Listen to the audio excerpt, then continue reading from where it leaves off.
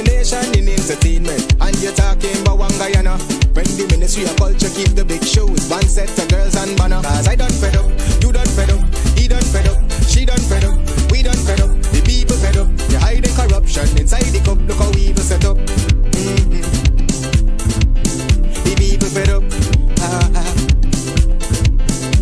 Every picture you take and promise you make, everything you do is about clout. Then you come into me for I shake your hand, there's nothing to smile about. Corruption inside every sector, but when it comes to them they send you. Try investigate efficiency, right? Go talk to Barrett and Sue. Cause I done fed up, you done fed up, he done fed up, she done fed up, we done fed up, the people fed up. You're hiding corruption inside the cup, look how evil set up. The people fed up. I done fed up of the dirty water, low pressure, want scream and tell somebody. Imagine 1500 US and they're telling me super salary. I done fed up of the unemployment racism and the lie they say one Guyana. Cause when you look with the oil money going, circulate with one set of banner. Cause I done fed up, you done fed up, he done fed up, she done fed up, we done fed up, the people fed up. You're hiding corruption inside the cup, look how evil set up. The people fed up.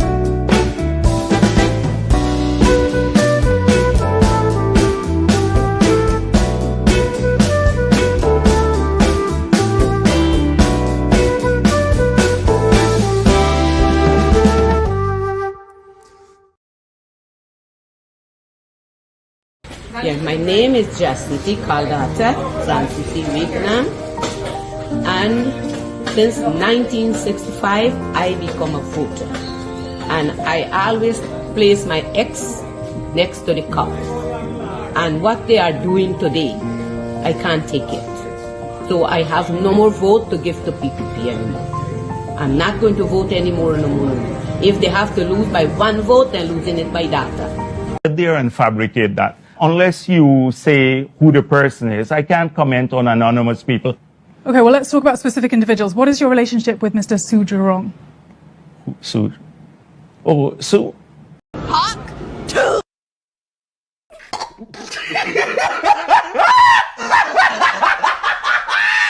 Oh, Jesus Christ. If cost of living double, I don't know what happened. A pound of sugar is $300 already. Flour, everything gone up. Everything just raising. You gotta give a $40,000 for buy good ration. You gotta get 3 man now. A weekend man, a monthly man, and a fortnight man. How old are you? I'm 28, sir. And where do you live? In Kitty. You own your own home? Not as yet. Apply for a house lot? Not Well, sit down. You're not participating on the enhancement of your own life. At 28 years, you should be making better life decisions. Think about it. Thank you. Bye. Thank you. Bye. Anyways, it's Friday. It's the 13th. You know what they say about Friday the 13th, right? How many of you watched a movie? I was a little boy on the quarantine. Let me stop it. We hardly had TV. I don't know if Pandit Obraj Narayani had TV, at what age he saw TV, but he's going to be on with us. Pandit Obraj Narayani, the former mayor of Georgetown, our executive producer, was able to get him, and he agreed. We signed a document that he's going to appear tonight. So the former mayor of Georgetown, he's still there. He's still in the trenches. He's still fighting. He's still fighting for you. I know he's been missing in action for quite a few weeks right here on 107.1 FM. And so we were able to track him down. We caught up with him today. And so we will be with the mayor, former mayor of Georgetown. And you know, when he was the mayor of Georgetown, everybody knew he was the mayor of Georgetown. He jumped on the mountaintop. He says, I am the mayor. He roll underneath cars and he says, I am the mayor. I'll be fighting for you. When was the last time you guys saw the mayor of Georgetown, the current mayor of Georgetown? I'm not here to throw stones. Look, I'm not in the habit of throwing stones. So I'm not throwing stones at anybody. It's politics. And so I'm asking a question. When was the last time, again, I'm not throwing stones. The last time we heard from the mayor of Georgetown was when he said he was willing to expose, and he has the documents for that, that big fancy hotel that they are building on private property that belong to the lands that belong to the citizens of Georgetown. Then he went missing in action. But anyways, I'm not here. Again, let me repeat, y'all like to blame me, and I'm not throwing stones at people. Not at all. One of the other things before we bring His Worship the Mayor on, former mayor, still active, the other one we hardly see him, is that tonight I'm in the mood to pardon. I want to pardon because, Dennis Atwell is in straight up prison. And he's just here for a couple of days. We want to remove him tonight. I want to sign off. I want to sign a pardon certificate. How many of you guys think that he should come out of straight up jail, or we should just leave him there until Monday?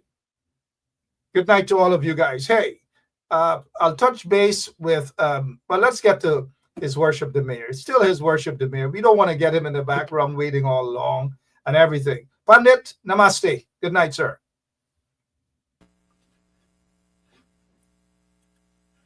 For some reason, I'm not hearing you. You're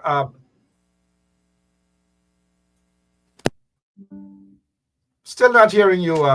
You hearing me now? Right now, we are hearing you loud and clear.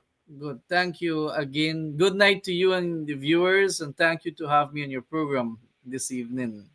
Yes, and we're happy to have you here. Let's begin with what's happening in South Georgetown. This is what's happening. Let's go to that quickly, please, Pandit. There seems to be no oversight from any engineer. The Public Works Ministry seems to have a Wild West situation. Contractors just come and do whatever they do. You notice they planted some lampposts, concrete lampposts. There's no alignment. They just dig holes in the ground, mud, and lay concrete poles. These poles are leaning in all directions. We even had a situation where one of the poles leaned and the wires connected, and there was a big blackout and fire in the area. I think Mr. Ben. All right, that's Sean Anthony Ben. Of course, you know him, Sean Anthony Ben. He's one of our regular listeners. He's out there in South. He's been carrying the fight.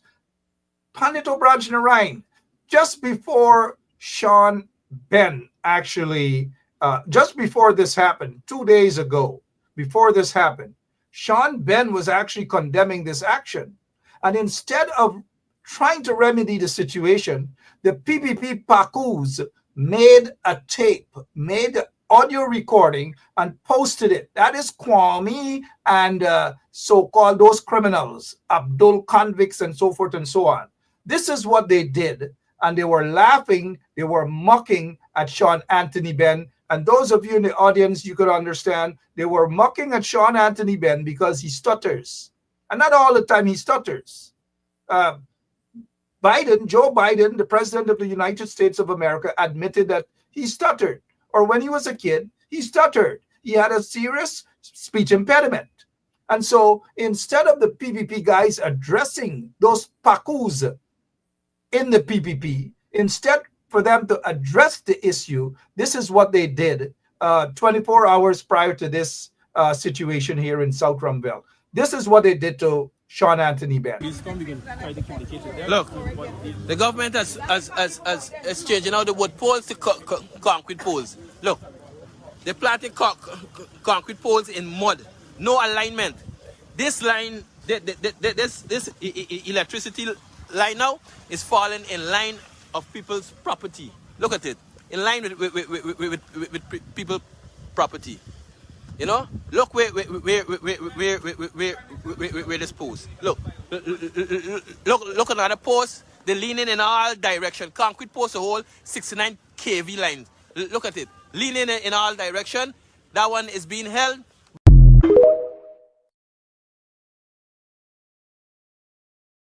Mr. Mayor, you heard Sean Anthony Benn 24 hours prior to this incident. And instead of them in the PPP correcting the problem, trying to fix it, they laughed at him. They mocked at him as a result of his speech impediment. And that wasn't any sort of mockery of Sean Anthony Benn. He's a respectable businessman there in Guyana. And so it's just to show how the PPP is, how they stay there low life, they're low class. I know you're a pundit, a religious man, and just forgive me for describing them as such. Your take on this situation in South, Mr. Mayor. Your microphone, please, Mr. Mayor. Can you hear me now? We can hear you now loud and clear. In fact, we're joined by Sean Anthony Benn. Sean, good night and welcome to Straight Up. Finally have you on. Good evening, and thank you for having me here, Mark. Thank you. Let's hear from the former mayor, please. Go ahead, Mr. Mayor. Sorry about that. Thank you, Mark. I was going to say that what Sean had done is to highlight the issue, and within 24 hours, you had a major what he was highlighting actually took place or happened. And we all see that. I follow the news on it, what happened in South. But the PPP does not care, because I saw the Prime Minister was out there and people was telling him as well, and he just brushed them off. You know that he has the technical people, and the same very technical people had done the madness what you have seen that happened a few days ago. So you don't know if these are technical people. You don't know their political ally, and they just go and do this kind of work without any form of experience, and they just experiment and cause chaos in the city. So what Anthony Benn had done is that he analyzed the construction or the posts when they were going down. So there was no proper alignment and all these things. So you have a chaos in the in South. I guess I don't know if they get back current. Mr. Anthony Benn, can you give us, because we have Leslyn Hamilton is saying, yes, we finally got back lights in North Ruimveldt after 24 long hours. Talk to us, please, Mr. Benn. Yes. Power has been restored. During the last 24 hours, we were out of water, electricity, and internet. That has been restored since. It has been restored since, but let's get to this video here, Mr. Sean Anthony Benn. This is what, before this incident occurred, right here. All of this, before it occurred, this is what you were actually, along with a few other folks out there, standing up and telling the people, telling those guys in the regime that this is not going to work. And right after that, they started to mock you. They laughed at you. This is what they did. Look, the government has changed now the wood poles to concrete poles. Look, they planted concrete poles in mud, no alignment. This line, this electricity line now is falling in line of people's property. Look at it, in line with people's property. You know, look where this post. Look another post. They're leaning in all direction. Concrete posts. Sean, all those things you highlighted, less than 24 hours, and this is what happened. How do you feel that instead of fixing the situation, they went right after you, personally mocking you? Mark, I'm not fazed by that. I mean, you know, growing up in the country, we're subject to a lot of mocking, and so we're immune to that kind of thing. So I'm not bothered by that. I mean, I laughed at it myself. I had a good laugh at it myself. So in fact, you even asked me if I'm responsible. I'm like, Sean, I would never do something like that, man. Never do something like that. That is the dirtiness of the PPP, Mr. Mayor. Is that what our tax dollars are being used for? Well, Mark, you know the PPP got an entire unit in the administration paying young people and their supporters to spread propaganda and to make TikTok videos, Instagram, Live Guyana.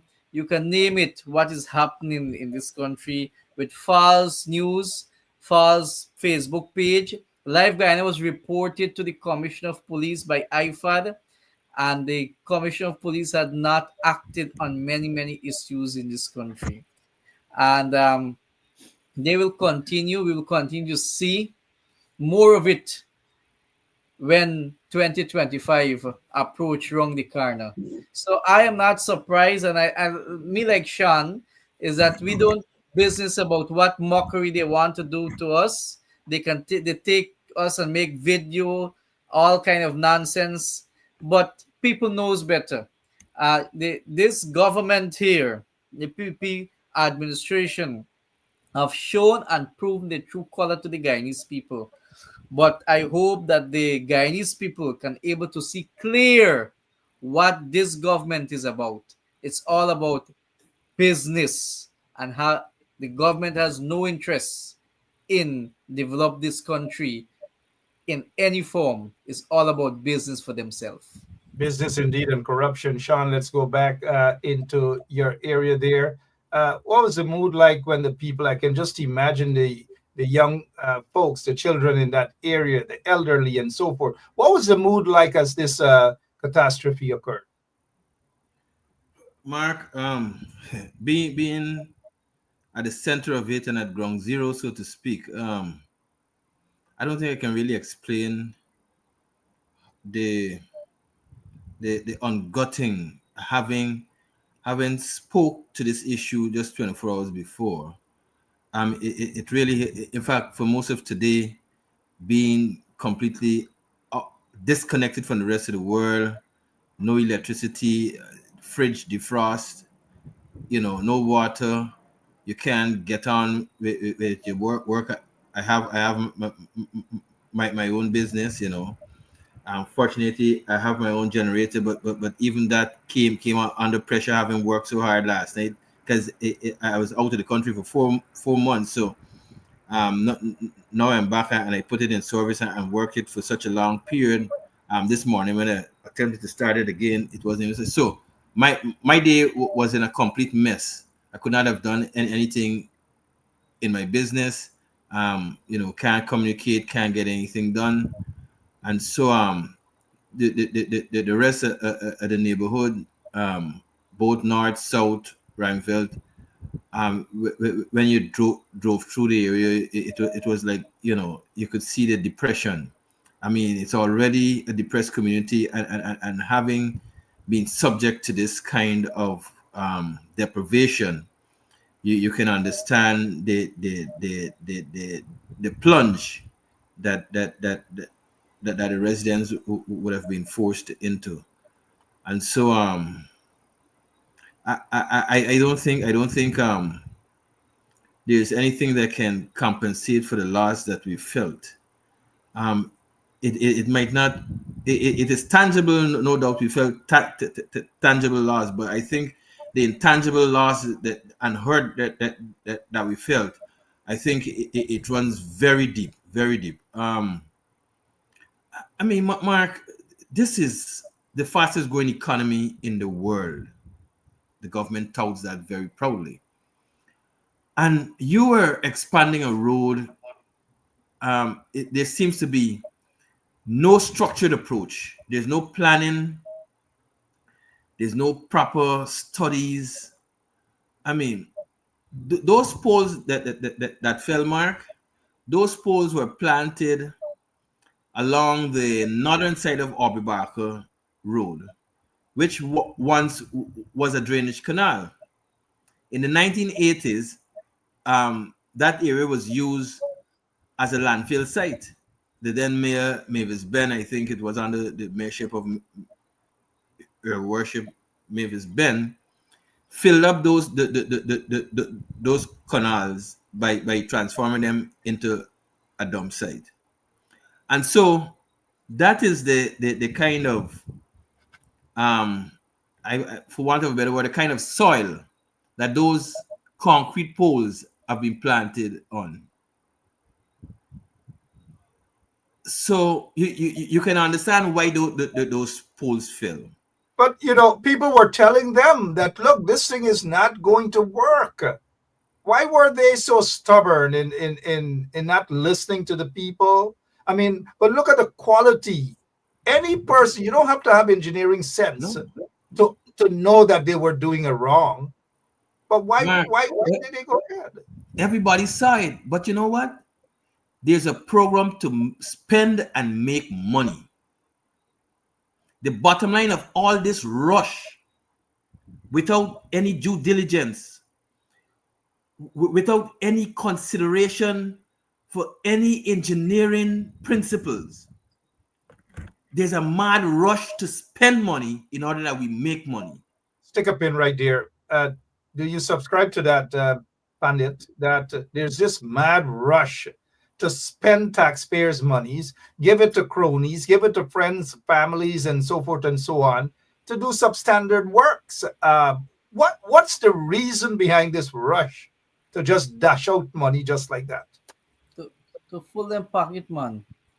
I like how Sean Ben described it is a rush because only recently I was driving the Heroes Highway and the concrete road crack and they have people repairing it the same day. So it's all double standard work. They're doing these things to just dish the money out of the coffers of taxpayer and doing a set of nonsense. If you're doing a work properly, you must have consultation to the people. And I sure in South the government never had any consultation with the residents in their communities.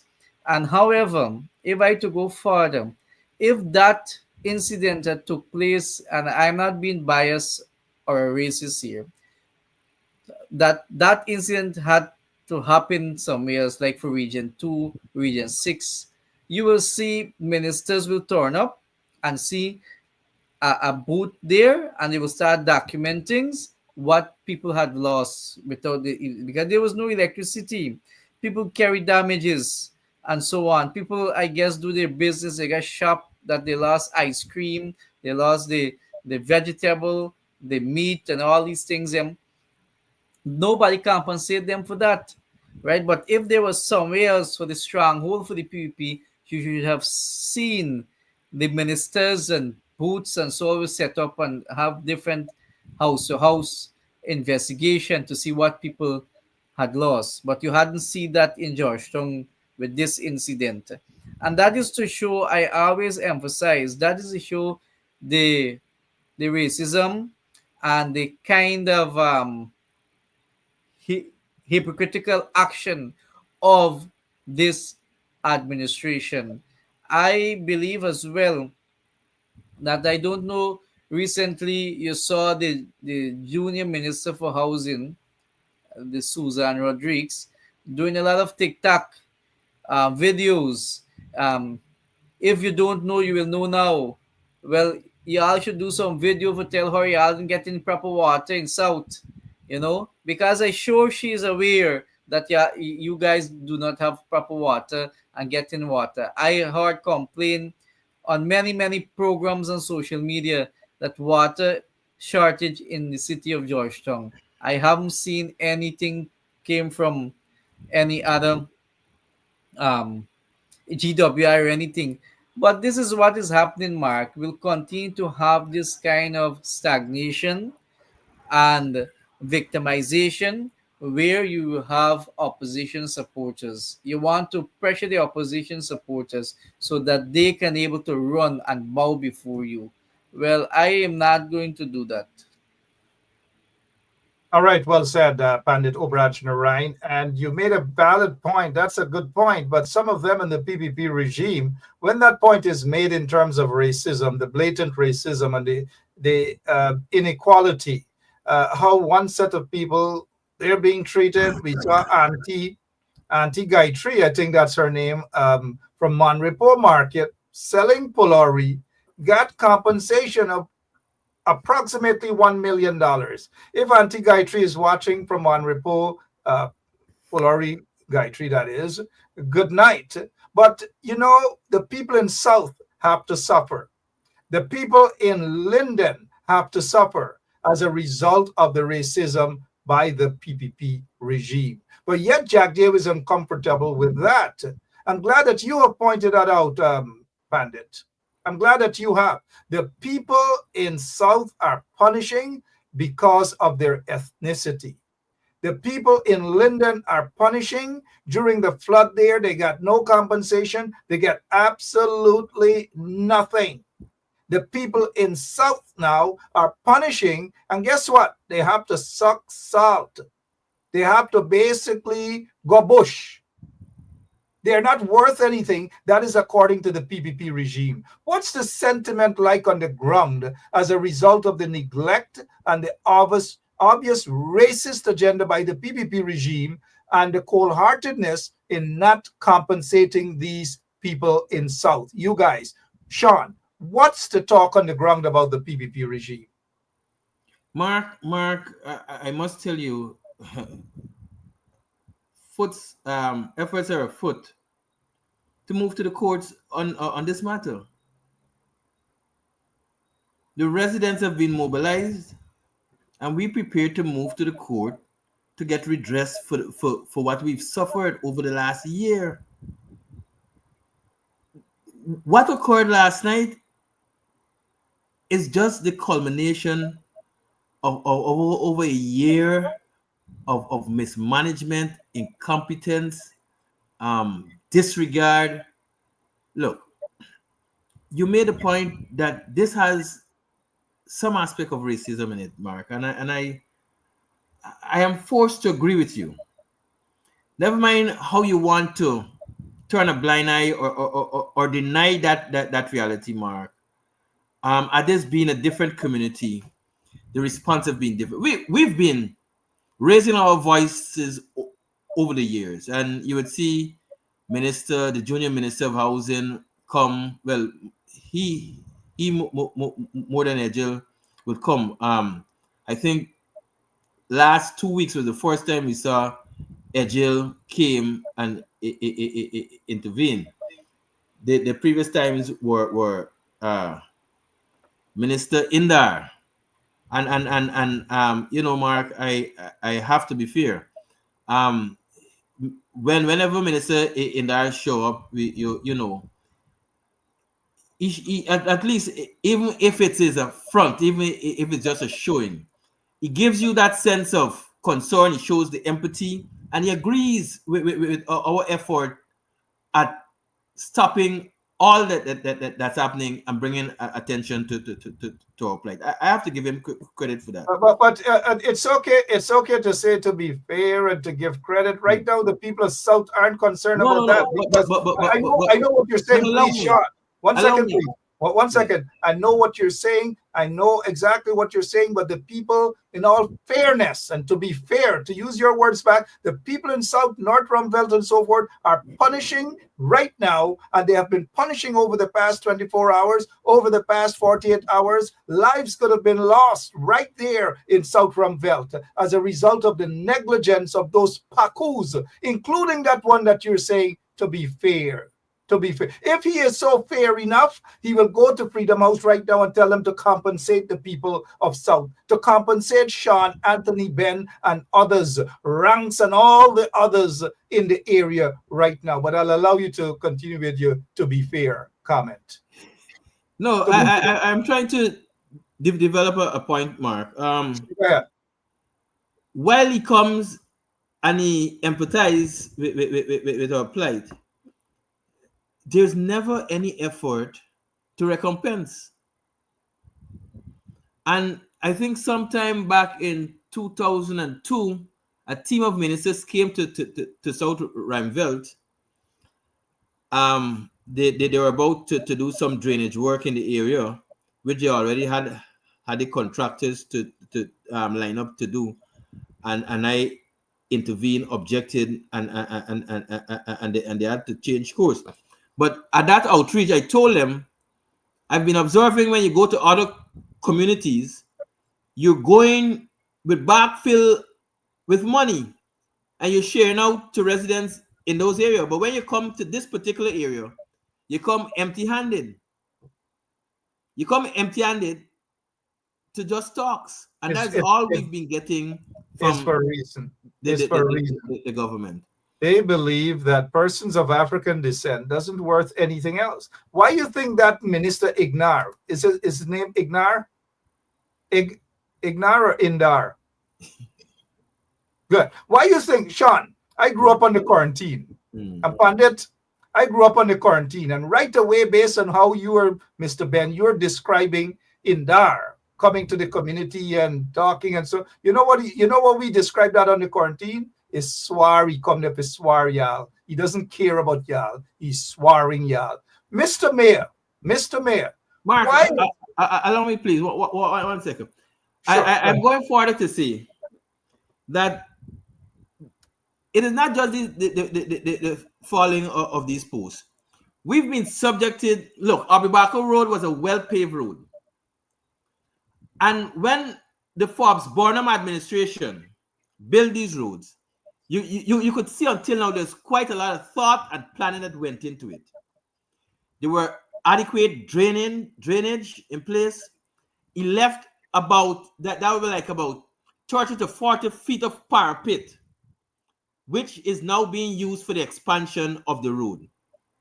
There was futuristic planning in what at that time when those roads, when Abibako Road and many other roads across this country was built. There was a lot of urban planning, town and country planning, a lot of the science that went into developing this community, which are evident until today. What we're seeing now, there's no planning. There's no structured approach. There's not even use of technology. I see last night, they're using an old Bedford truck. That truck was manufactured perhaps since the early 70s, trying to raise these concrete posts of how much tons, and could not have made it.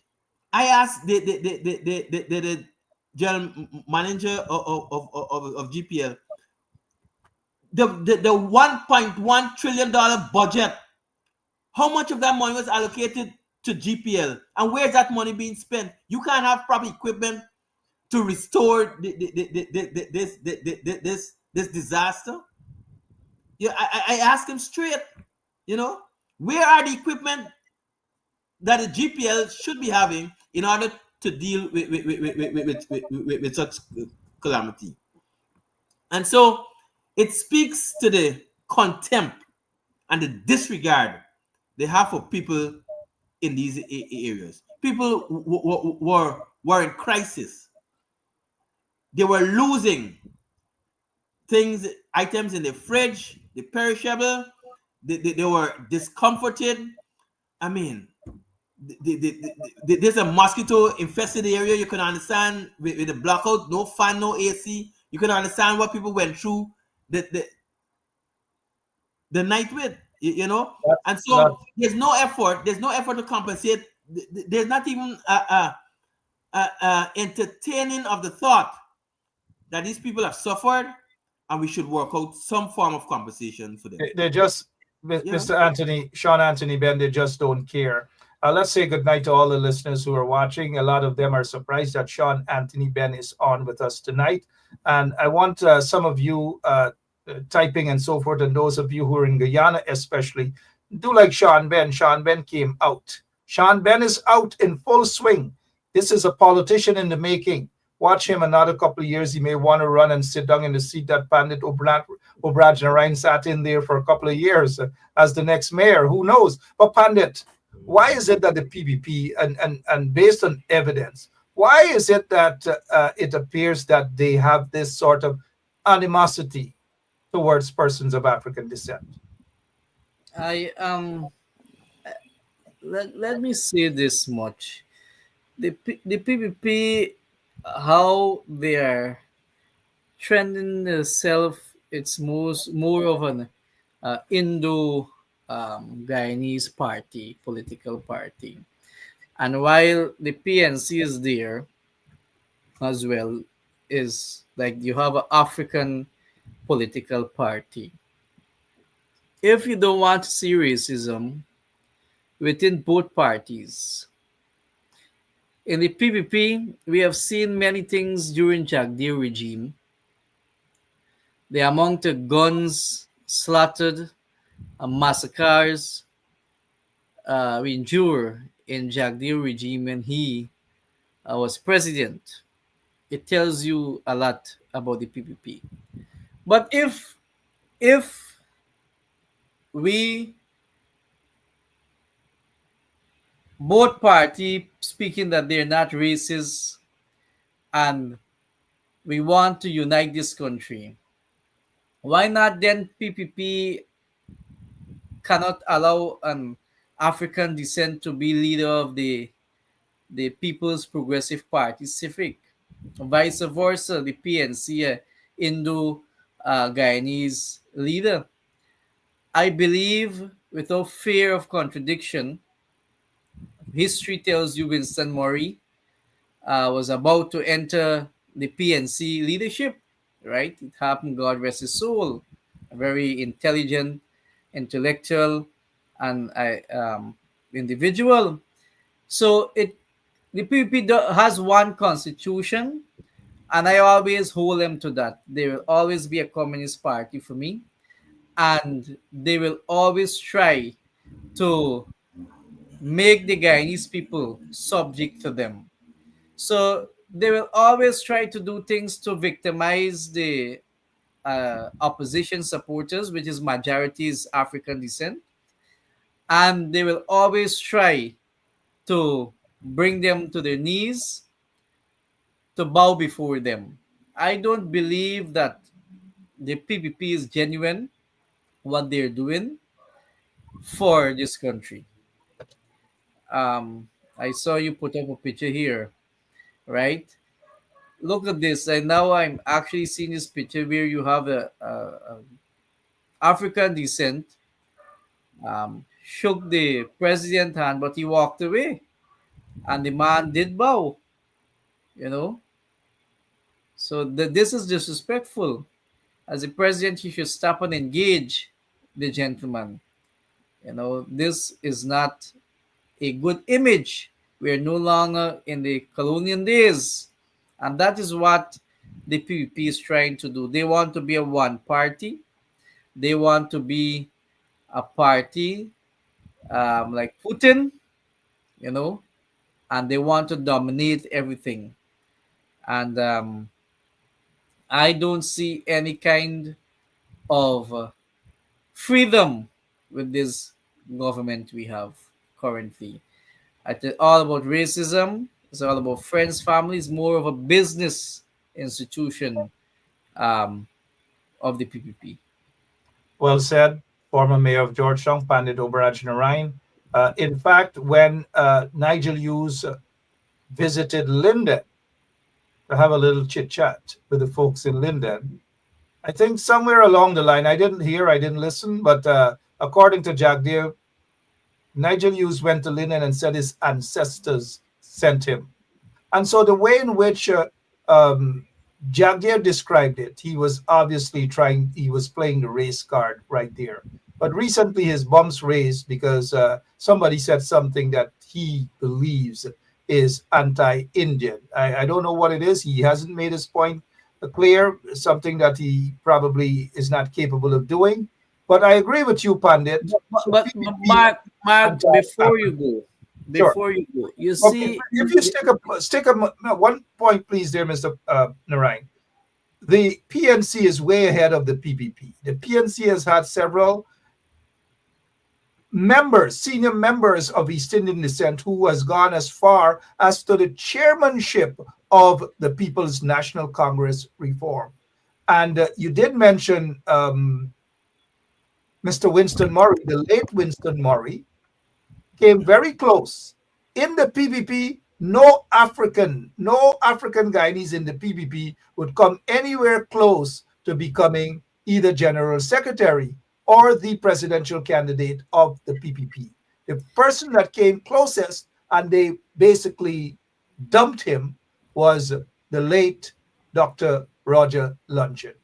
Go ahead, sir. I agree with you. I agree with you on those terms. But let me say this. The PPP see like the African people in this country is a normal set of people. They must be treated as normal. And I'm not saying this because I want support from the African Guyanese. No. But history will tell us that the African people, slaves for this country, they had worked tirelessly for this country without a cent. And if you know the history of Parade Ground, and I always emphasize that, if you know the history of Lamaha Canal and a few other canals where African, they had dug those canals, I don't know how, but without any kind of excavator, right? Without any pay. So the African people of this country must have a special place because they have been used, abused, and utilized in so many different demonic ways, not only in Guyana, in the world, right? And we must give gratitude where it belongs. And what they had done to those people in Moko, in Region 5, Kingsley, the land, and all these things. It's just like you have a ministry for Amerindian affairs because they were the first people. Yes, I respect that they were the first people. They have entitlement. But when you look at the African people, what they had went through to build this nation. So when Nigel Hughes make mention, his ancestors sent him here. His ancestor call upon him or give him a message. I would not doubt that because as a Hindu, we worship our ancestors. We carry that feelings. Modi visited Guyana here, and whether you want to criticize Modi or not, whether he good or he bad, as an Indo or an Indian Guyanese, I felt the presence of my motherland, India, where my foreparents came from. I feel different, right? That Modi visited here. I've been to two of the functions. So the African people must give what rightly belongs to them. And that is what this government failed to understand and failed to acknowledge. African people is the one who fought for freedom and allow the indentured laborers like myself, Indians, to come to this country and work for a cent, work for money, a little bit, not much, allow us to develop. It is because of them fighting for freedom. You see, history, the PPP always want to rewrite history, They always want to style things their way, their own way, to make the people, the Guyanese people, believe them. And like I said in many class in UG, I attended, that we are moving away from history. The African people does not understand. Some of them does not understand their history, right? And that is something need to be taught to them. That need to be set up a special museum to know their history. They have in Parade Ground, they used to cut the head off and took it on pole and risk and what the colonial master had done to them in this country and the sugar plantation and all these things. I wouldn't say that the Indian indentureship didn't went through. We went through our peace too. We went through hardship. But we must give credit where credit due. You have monument like coffee. Read about coffee, know about coffee, read about Damon, know what these people fought for, right? We must not run from history.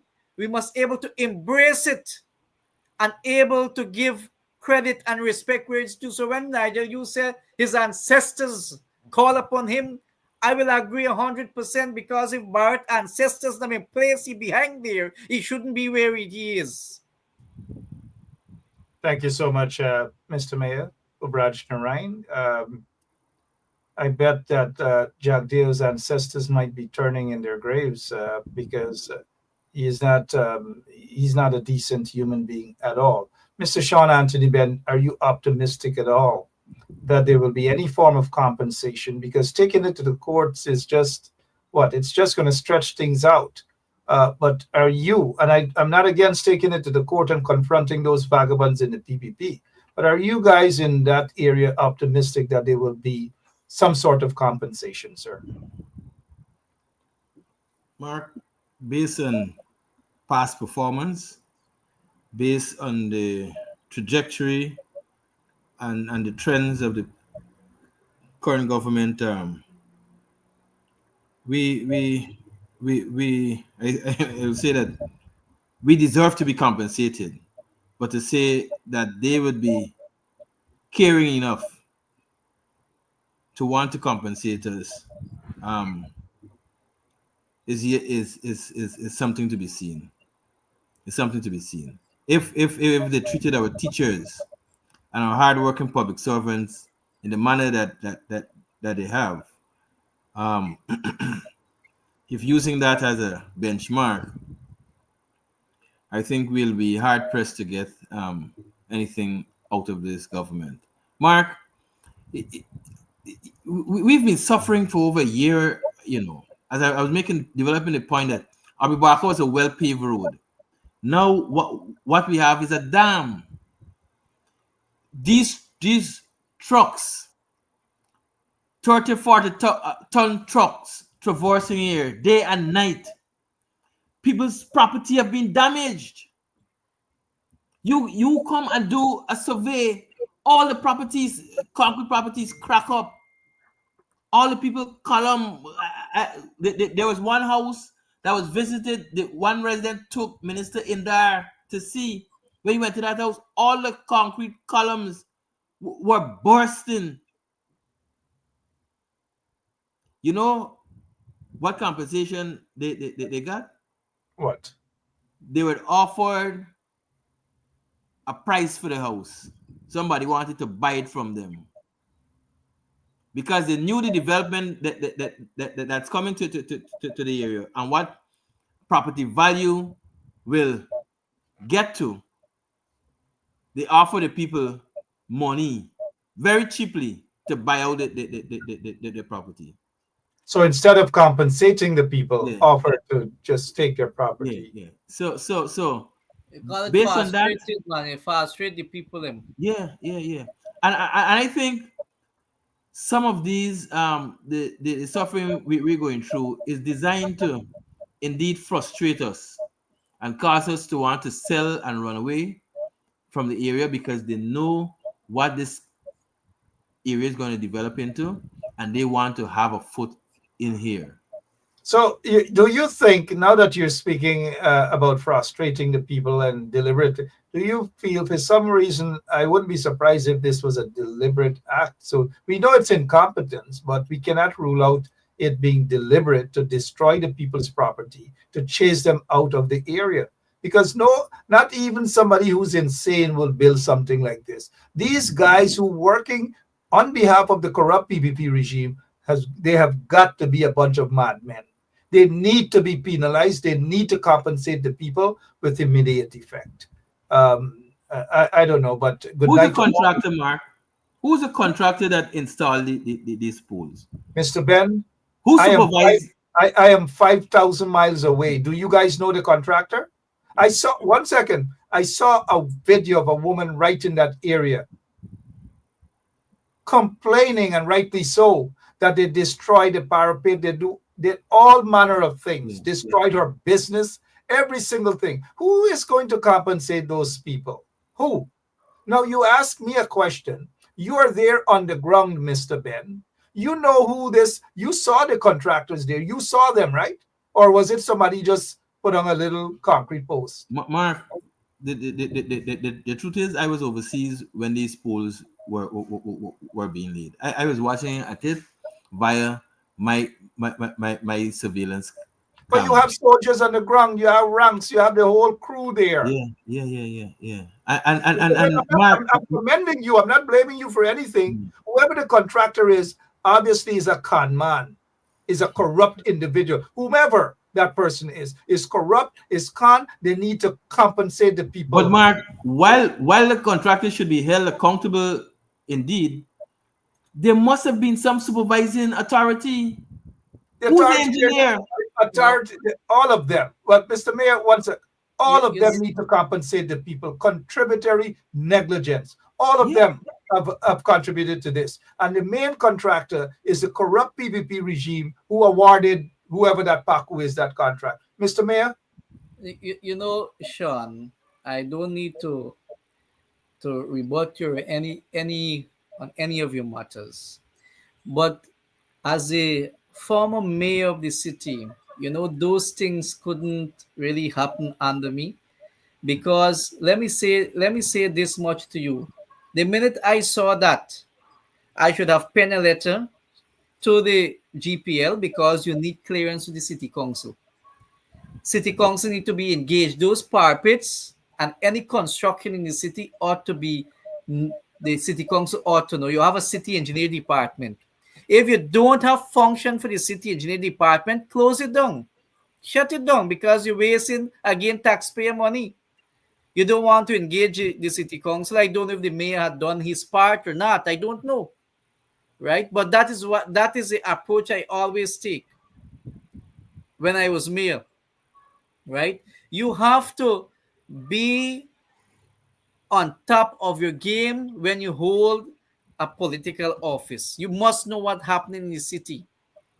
Right? I have seen the councillor for the area. I haven't seen anyone else. And those things are sometimes bothering me. What are we doing? And I'm being fair here tonight. I haven't seen the mayor much in air communities or places. I don't know what is going on at the city council. Right? I don't know if you remember when they went to remove all the people from Mandela Avenue, Sheriff Street. I wrote letters and I stood up with those people. They're still there. They're still doing their business to date. You know, Mr. Mayor, you speak of what is called being proactive. Being on the ground. And you control the city. You know? So the city council also need to hold accountable what the city council had done with all these things that happened there, man. They should, you know. The mayor, the deputy mayor, council didn't have a group meeting, call a meeting, and get people to sign a petition. And these are the approaches needed to be taken by the local authorities. I should have done that. Call a meeting, the council initiated a meeting, get all the residents and sign a petition and send it to the government. You know, we have MPs that we can able to forward the petition to Parliament. And listen, camera take pictures. And these are things we need to do, man. Sorry, Mr. Mayor. One of the things, 1 second, please, Mr. Ben, that what I'm hearing is that the city council needed to be, and this is a comment here from someone inbox, needed to be more proactive. They haven't been. And the councillor in the area kept asking to just basically sit back and allow these contractors or whomever they are to do their job. Just sit back and allow them. And if that didn't happen and the people stopped the work from being done, because it was, people in the area are claiming that they knew exactly what happened, but they just allow, not them. This is an accusation against whoever the councillor is for that area, decided to, let us give them some more time. Maybe that's exactly why the people in South are experiencing what they're currently experiencing. Mr. Sean Anthony Ben, go ahead, sir. Mark, the residents of this community have to take responsibility as well, because they sat idly by and allow all these things to happen. You know, I returned to this country about two to three weeks ago, and everybody said, Mr. Ben, we're glad you come back. If you're here, nothing like this would happen. Mark, I can't. It's not in my nature, not in my character to sit silent in the face of such atrocities. That's why as soon the next day I made a video about the state of the road. Then you saw other residents started protesting. Residents have to take responsibility for the communities as well. I agree with you. The city council has a role to play, but all of us acting together in concert have to hold this government accountable. And this government seems to be on a runaway train without regard for anybody, anyone, and they just do as they like. They It have to doesn't be matter, sure. you know, how the residents are being affected. The quality of life have been Sean, reduced to Sean, ground zero. I agree with you 100%. You know, man, it is not only Residents, physical loss, the mental the mental impact that this is having on residents is look. I saw a elderly woman who had recently who's recovering from a stroke. Call a taxi. The taxi refused to go in for her. She had to wobble through on Jurassic Park Dam to go and meet the taxi because the taxi can't make it down to where she's living. Struggle with a cane on an uneven road. should have video let's see and let the world see. I did. It's there on Facebook. It And is. so there's no concern about people's quality of life. You know, No concern at all. this is not a real country, Mark. I mean, You know, it's not a real country, Mr. Ben. I agree with you. Residents have to share some responsibility, but those elected officials have to be far more proactive. They're not. Mr. Mayor. Exactly. I wouldn't blame the resident, Mark and Sean. You know why? When you have an elected official and you have people depends on leader, you know how people afraid of this government of victimization is that you as leader has to come out with them and stand with them and fight this battle. I would never blame the resident because many of them are afraid. Many of them. Ronald Lane is saying they always want one person to do everything. Residents have to come out, not just in South, in Georgetown, I mean, other parts of Georgetown, Linden, and so forth. I agree with you, Mr. Ben. Residents have to come out. Politicians have a role to play as well. But when you see your politicians aren't coming out, they're running, ducking, and hiding, you come out, you stand up, you take the responsibility, you block your streets, you block the area, and demand better. Just do that. Demand better, guys. Come on. You can do it. And everybody seems to be afraid of some retribution coming from the government towards them. But when you call out these politicians, Mr. Ben and Mr. Mayor, people get upset. The bumps raised. The mayor of Georgetown, what is he doing? Is he a sweet by mayor that you can't see him? He's not out there fighting for the people. Occasionally throw on some long boots, draw some picture, or he run wrong in front. G come spend 2 minutes, take pictures, and he gone. That's not why people elected or selected him. That's not why he was selected as mayor. He needs to get out of his bloody air-conditioned office, hit the streets, and work on behalf of the people. Mr. Mentor, and you see when you tell him these things, the bumps raise, and Ben, somebody gonna call him now and say, Ben Jap attacking or the former mayor attacking or Sean Ben. Nobody's attacking. Do your job, Mr. Mentor. Mr. Ben, you were about to make up, and I'm so proud of you, man. I must say it. I'm so proud of you. You usually in the audience there typing away and who must do this and look at this tonight. A politician by the name of Sean Ben is in the making, possibly the future mayor of Georgetown. Mark, I don't know if you felt it. One of those heavy duty trucks just passed, and I guess you felt the vibration through the computer, man. Yeah, I mean, this situation is horrific. It's bad, and residents in your area, call them out tomorrow. Shut the street down. Shut South down. Demand compensation. That is how you get change. Sean Anthony Ben, if you guys are going to protest tomorrow or Monday or wherever, preferably tomorrow, shut the entire area down. We will go live right here on 107.1 FM. Mr. Mayor, before we go, as we look at the time, I have a quick question. I know Prime Minister of India, Modi, was in Guyana. You've said, of course, you felt this connection to your motherland. It's all well. It's all fair.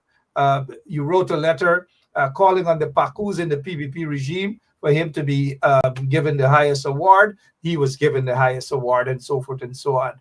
We understand that. We respect that. Nothing is wrong with that. But I want to ask you this question, and here I'm not being mischievous. I want to ask you this. Let me read this here. PM Moody, during the 116th episode of his monthly radio program, Man Kebat, described the Caribbean nation Guyana as a mini India. Now we'll stop right there. What is your take on that description, Guyana being a mini India? You have to understand the concept of his writing or whoever wrote that. When Prime Minister came here and he met the culture center, there was a lot of Indian nationals in this country. And Indian nationals are here for many, many decades. So you describe it as a mini India where you have Indian, a lot of Indian nationals or Guyanese of East Indian descent? Which one? It will be Indian nationals and mixed with Guyana East Indians. I am an Indian. My foreparents came from India. So I haven't seen that statement labeling Guyana as mini Indian. No, right? It's because of the Indian national. He felt welcome, like India. You had people line up to see him, right? Both Indian nationals. I went to Marriott the night, and most of the people there at Marriott that night were Indian nationals from Trinidad. But I get the context in which you're trying to. Guyana is a multi-ethnic place, and Guyana, of course, the melting pot that it is. Guyana can be described as a place, of course, of people of East Indian descent, African descent, and so forth and so on. And I think some people have taken umbrage to the fact that Guyana is being described by the Prime Minister of India as a mini India. No, I haven't seen it that way. You may have your views, I have my views. Fair enough, and I respect your opinion. However, there are others who are seeing it differently. But I respect your opinion. Sean, do you have an opinion on that? Mark, that speaks to what Prime Minister Modi saw. He spoke on the impression he got when he came to Guyana. That's what was presented to him. That's what he saw, and that is what laid an impression on him. And that is what is lasting with him, that he sees Guyana as a little India. Pandit, sorry, but we try to get around these things, but let's face it. Lay aside all the politics and all the sentiments. This is the impression that was laid upon the Prime Minister. And when you visit a country, the impression you get is based on what you see, what is presented to you. And he went away with that impression of Guyana as a little India, because that is how Guyana was depicted to him. And that's the lasting impression he has of Guyana. All right, another opinion there, Mr. Mayor, and also Mr. Ben. But Mr. Mayor, I'd like for you guys to listen to this video. And there is a particular part in this video that is disturbing. And I'd like to have the mayor's opinion and followed by Mr. Ben. You can believe me refuse one man with car, house, land, and good morning lot. With a good job and a thick fat bank account and can give me everything me need. And he wouldn't cheat for me and treat me good like one queen. But no, a piece of shit like me refuse them for a street dog. Well, I get chain for the neck, me even get chain for me because if me own one, me don't want them black man chop with my head anyway. And if she owns a chain, she don't want, Mr. Mayor, if she owns a chain, she said, me not get no chain for my neck. But even if me get my chain for my neck, me no want no chain for my neck because them black man gonna chop my neck and thief my chain. Them black man. No, the what is it? The Ethnic Relations Commission is quiet on this issue, silent on this issue. What is your take on what that young lady talking there on TikTok for the world to hear? That there was very disrespectful. And the ERC, you have the Ethnic Relation Commission, should look into those matters before going and target other people who don't even say anything in their comment like this program and so on. We have our exchange. We talk fair here. Sean give his view, me give me view, and we finish there. But the minute you utter those words, the ERC take note of these things. She should have called in by the Ethnic Relation Commission. But like again, I will say those state boards are full of political appointees and they only see the oppositions, right? When we make comment like my good friend Kadaki and so on, when they make statement, the ERC see it, but these things ERC don't pay attention to it, and that is where we have a problem with ethnicity in this country, because the ERC target one set a group of people. As long you're PNC or opposition supporter, you make such a statement, you'll be targeted. But as long you're a PPP, the ERC never even asked Jack Dale to have a meeting with him about the low life he make mention and called Katius. That is a ERC matter. Why would you describe a woman like that, call her low life, right? All of these are matters should be dealt with by the ERC, but the ERC doesn't see those things. Do you know what they see? When me and Sean Ben and you on the social media platform lambasting the PPP, what they're doing, they will come after us. And our words that we make mention of race and we ignite this, we want separation and they will find all grounds to come after us. The ERC, I will say all of the members there, not all, some of them, because some of them do fight for equality on that board.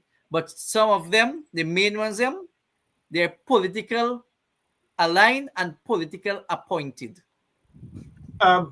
You said that some of them do fight for equality on the board. You might publicly state who those members are that fight for equality? You do have a few people. I know one. I know Norris Witter. But who are the others? We got Norris Witter. I was start on Norris Witter, and I believe he got a few which I don't want to make mention of their names. No, they're being paid by taxpayers. Nothing is wrong with mentioning their names, but as far as I'm aware, the only person who has taken them and challenged them at times is Norris Witter, who is a member of the commission. The others, I don't hear anything about them. What they do is they go under people's Facebook page, ERC, and comment. You guys block the ERC. Don't let them threaten you. Part of their responsibility is not to come under your Facebook page and threaten you and tell you to remove this. To hell with the ERC. It's a fraud. It's a waste of time. Mr. Sean Ben, your take on that comment by that Dushkudush. Mark, there's a saying, monkey see, monkey do. These people are emboldened to continue doing and saying and doing these things because there is no consequence being meted out to them. They see Jagdeo jump on a tirade every Thursday, cuss out right, are we wrong, left, right, center, everybody. And there's no consequence for that. When person of our orientation do anything close to that, the ERCs already come down on us like a ton of bricks. How many instances you see people of African descent making those kind of racist remarks? How many? Because we know there are consequences for our action, and we are restrained and constrained from allowing ourselves to descend to such dehumanizing levels. But these people are encouraged and tolerated to do whatever they want, however they want, whenever they want, wherever they want. Because entities with the statutory responsibility to put a check on these things are not doing the work. The ERC is very partial in their administration of their duties and functions as it relates to maintaining ethnic unity, calm, and decency, and good relations among the Guyanese people. And so that's why a certain group of people are emboldened to say these things with impunity. And so, listen, this comes right down to the governance of this country. This is a clear reflection of the level of governance that Guyana is receiving at this time. And Mark, it is clear. It is clear. It is clear.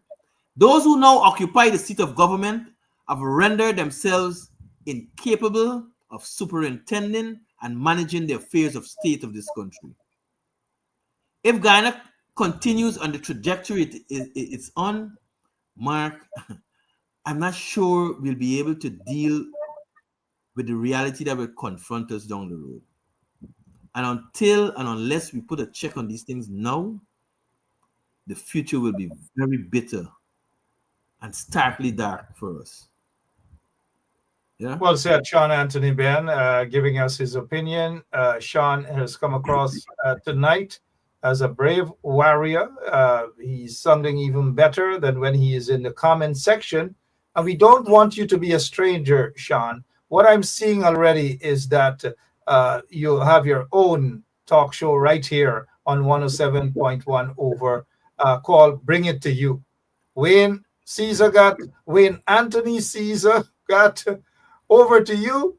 Sean Anthony Ben will get Bring It to You.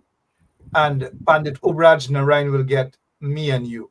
That's Pandit Obraj, your closing remarks, sir. Mark, I just wish to say that we thank you very much to have me in your program. We need to do more as opposition. We need to hold this government tooth and nail. And our people need leadership out there. People calling every day for leadership. People want to see this government out of office. But unless we unite, we would not able to defeat the PPP. I believe if we unite together, coalition, I always call for coalition politics. I believe we can beat the PPP and out of office. I once again call upon the and please bear with me. I have not attacked the mayor, the deputy mayor, the councillors. I call upon the mayor and city councillor to be more proactive in the community. People want to see them more. And to my Guyanese brothers and sisters, let us stay focused and let us be safe out there. These people that we have to deal with, the PPP is not an easy bunch of people. They will victimize you. They will come after you. But be assured that every long rope has an end. Thank you. Well said, Mr. Mayor, former mayor of Georgetown, Pandit Obraj Narayan, he made it clear that he's not attacking the mayor of Georgetown nor the deputy mayor. Well, I'm attacking them. On behalf of the residents of Georgetown, they need to do more. They need to be out there. The mayor of Georgetown should have been with the people in Ruimveldt and North Ruimveldt, South and so forth, standing with the people, probably marching the people all the way in front of Irfan's office, all the way in front of Freedom House, demanding that the people get justice, demanding that the people get compensation. Mr. Mayor of Georgetown, you need to stand up. You need to do what is right. That is why you were selected to be the mayor of Georgetown. The mayor of Georgetown is not a sweet boy position to go to cocktails and whatever. You need to work. That is why you were put there. The deputy mayor, honestly, I don't even know who the deputy mayor is. I've never seen her. And it looks as though the position right now at City Hall in Georgetown is a sweet boy, sweet girl position. That's all. They need to be more proactive. They need to be more serious. They need to stand up and represent the people of Georgetown. And in my opinion, they're not doing that. If I were to grade them tonight, Both the mayor and the deputy mayor, they get an F from me. Over to you, Mr. Sean Anthony Benn, with your closing remarks, sir. Mark, power is derived from the people. The power is in the hands of the people, and the people must be aroused to a new consciousness, a fuller awareness of their worth to the society, a rise to the responsibilities, take on the initiative, and exercise mature judgment. If the citizens of Georgetown and the people of Guyana take the leadership of this country into their hands, stop looking for leadership. Let us all lead from wherever we are, at whatever level we're at. If we all lead, it will all agglomerate, and Ghana will get the leadership it truly deserves. And so I want to encourage citizens to be active citizens in your community, in your towns, in your neighborhood, in Guyana as a whole, to stand up for what is right, stand up for justice, stand up for what is true, and stand up for what is good for your community, your neighborhood, your towns, and your country. Ghana will be a better place if we all put our shoulder to the wheel to make our communities, our homes, our villages, our towns, our country, the place we want it to be, a place where we'll be comfortable to live. The migration rate, everybody wants to get out of Ghana because they find it a more welcoming, more comfortable place, despite you have to work hard. People are prepared to work hard, but you have to have the enabling environment to allow you to strive, to allow you to live out your dreams and your aspirations. And that's what Guyana is not giving to people. And we cannot look to anybody to do it for us. If we don't begin to take it in our hands and do it for ourselves, nothing will come to us. Power concedes nothing without the effort. Thank you so much. The people have to take it into their hands. Thank you so much, Mr. Sean Anthony Benn. Thank you so much, Pandit Ubraj Narain. Quickly, Mr. Benn, people elect leaders, people elect their representatives, and people expect their representatives and the leader to stand up and defend them by every legal means necessary. Of course, residents, citizens have an obligation to also play a role. Don't forget, they are looking to their leaders. They elect people to lead them. They then elect people to, when crisis arise, to say, what are you doing? What are the residents doing? What are the citizens doing? The leaders have to play that role. The leaders have to take the lead. The leaders have to set examples. When leaders set examples, people are motivated. When leaders duck and hide, the people suck their teeth and say, nobody doing anything. And so that is what we're seeing right now. Again, I say, as we say goodbye to the people for tonight, leaders who have been elected and those who have been selected to sit in parliament have been selected and elected for a reason. And that reason, Mr. Sean Anthony Benn and Mr. Obraj Narain, is to stand up and represent their constituency. The representative of South Georgetown, whether the municipality or at the parliamentary level, should have been out there. I'm not seeing them. The MP for that area, there's an MP that lives in that area, maybe one or two MPs. We need to see them. We need action-oriented leaders. We need leaders who are prepared to say to the people, I am fighting for your rights. Let's walk to Georgetown right now and demand that the people of that area be compensated. Leaders do that. Leaders do that. No, you have already got your time. I appreciate your inaugural here. You're smiling. This is your inaugural here. I know you have a comeback, but then you're going to get a comeback from me again and so forth. Oh, what's your comeback? Let me hear you. Mark, the people get the leaders They and the deserve. government they deserve. Thank you. Thank you. Guys, if you get a little car, you got to fix up. You got to shine. Sean, what exactly is your business there in South, sir? We're in the business of auto body repairs and refinishing. Your car is your prized possession. Let us preserve, restore the finishes of your car. Listen, Mark, the second most valuable property you have in your life is a vehicle. Check it out. After your home, the second most valuable property will be a vehicle. That's an investment, you know. It's not no longer just a luxury, but it is a utility. You need it to move around in today's society. And so that investment should be preserved. And that's what we're here for, to help you to preserve your investment. Keep it at its real value all the time. Check us out today at Professional Auto Body Works establishment for the best in auto body repairs. Pandit, you saw what Sean Anthony Ben did there. That's a full ad. It's like he got a script right there waiting to advertise his business. Guys, go out there and South and support Sean Anthony Ben indeed. Mr. Mayor, don't be a stranger. Thank you guys so much. Thank you again. Thank you all so much. And to all of our listeners, thank you. Have a great weekend. Be safe. Tomorrow, your friend, Wayne Caesar is going to be on with Over to You. Look, Wayne is praising you, Sean. Wayne says Sean is an expert with automotive body. In other words, he's saying don't stay in politics, stay with automotive, right?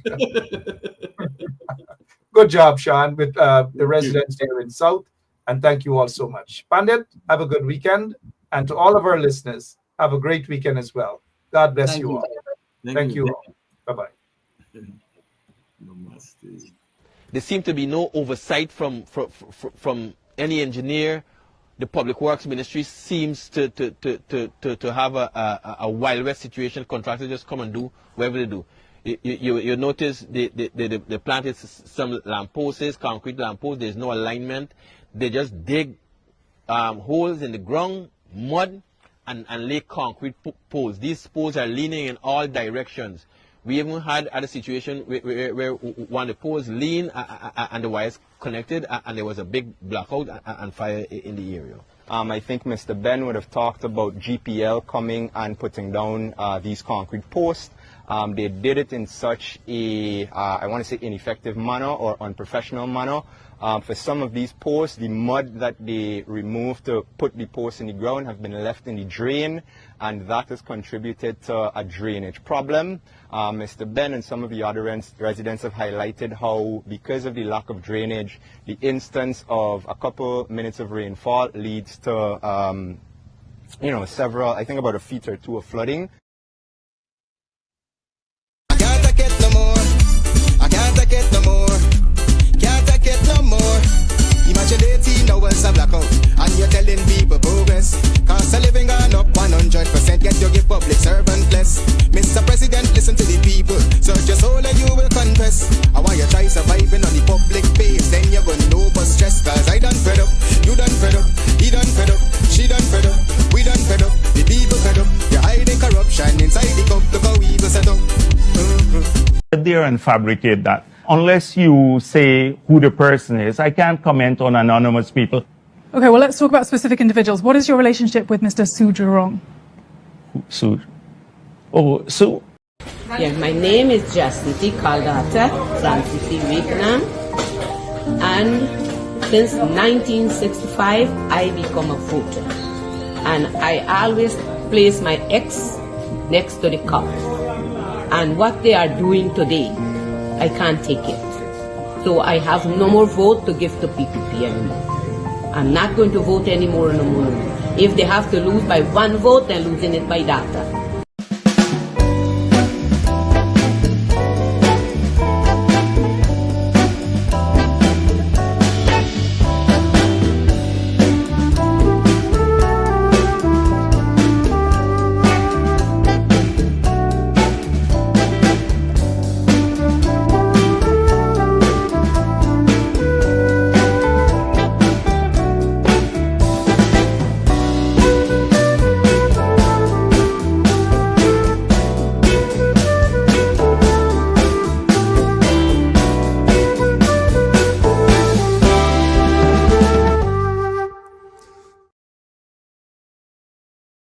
there seemed to be no oversight from any engineer.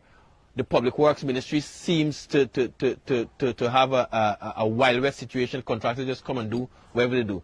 You notice they planted some lampposts, concrete lampposts. There's no alignment. They just dig holes in the ground, mud, and lay concrete poles. These poles are leaning in all directions. We even had a situation where one of the poles leaned and the wires connected, and there was a big blackout and fire in the area. I think Mr. Ben would have talked about GPL coming and putting down these concrete posts. They did it in such a, I want to say, ineffective manner or unprofessional manner. For some of these posts, the mud that they removed to put the posts in the ground have been left in the drain, and that has contributed to a drainage problem. Mr. Ben and some of the other residents have highlighted how, because of the lack of drainage, the instance of a couple minutes of rainfall leads to, several, I think about a feet or two of flooding.